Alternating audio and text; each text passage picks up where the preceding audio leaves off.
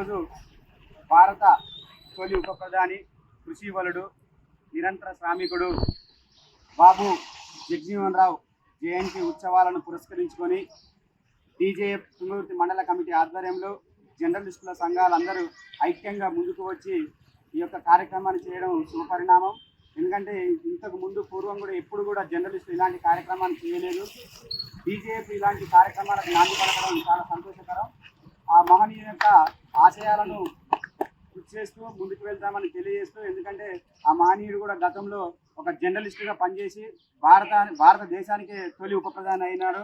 కావున ఆయన యొక్క ఆశయాలను మేము కొనసాగిస్తూ ముందుకు వెళ్తామని డీజేఎఫ్ మండల కమిటీ తరఫున తెలియజేస్తూ జై భీమ్.